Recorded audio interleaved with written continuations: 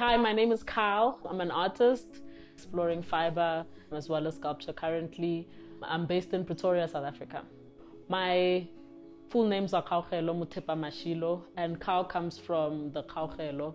My mom, when I was younger, just used to say Kyle, so it became like a nickname that I gave myself when I was older, and it's taken on, it's like a whole new life, or a character, I suppose, like a shield for myself.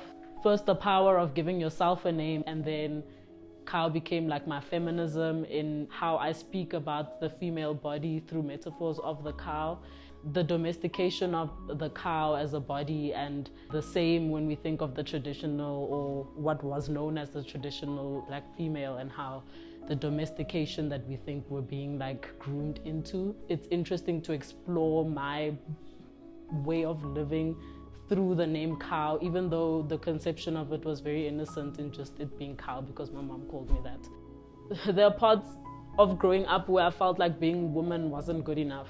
Through naming myself cow and coming into myself, the cow metaphors helped me build up, which is quite funny because the cow is actually like so derogative to call a woman, but there's so many other cultural associations that are so magical and so beautiful and hold the cow at like a high esteem. I wouldn't have been able to start this journey if I didn't name myself cow. I'm really enjoying exploring myself, my surroundings through my work, but also through my maternal given name, Mutepa, which means girl.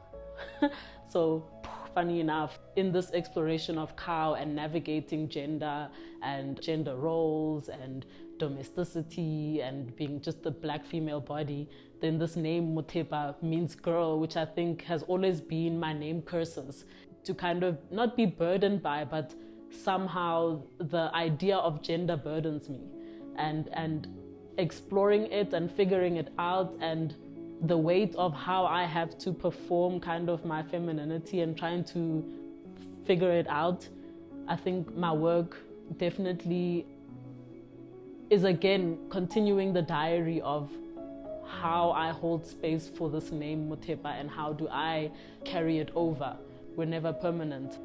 There's always these changes that happen with our names, and how does our identity get repackaged into like a new name? The way that everything that I've been saying about names and just all these identity and gender exploration, cultural exploration, how that comes out in my work is usually through the use of nostalgic objects. I'm very inspired by cultural artifacts, so like old brooms or the cultural attire, grass mats, enamel baths, nostalgic old objects that for me I think tie back to who people were.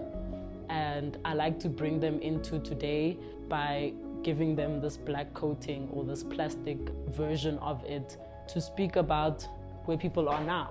Just the transformation of a person and a culture and where it's moving to, and rather than where it was. I love to have these cultural artifacts around like my home space or where I'm working, imagining this grandmother figure and how she might have rolled out the mat and sat on it and maybe contemplated her day. I think it touches on spirituality when I bring in the cow or the woman on all fours. At home, we were raised in a church the way we kneel to pray. So to be on all fours for me is naturally just spiritual. I love to explore fibers also because of my grandmother sewed. She was good with the machine. She's a seamstress. My mother sews. Fibers find their way into my work because I've always been around like fabric. It's part of memory for me to see them around like my own space and work with them around. It feels as if I'm tapping into a line of women and their work and the work that they've been making. Similar to the name cow, I never liked how black was always associated with a negative. I intentionally made everything that I wore black, and I made everything through my artworks black as well, to challenge the idea of black being negative. But I also enjoy how mysterious black is, that you find information in black, that you first look at it and the closer you get, you're discovering. And I think that's the same as like my process of making artworks, that I'm discovering and finding things that when you're looking at it from the outside, it's just a black picture, but as you come closer, you find textures and you find messages and you find all these hidden languages.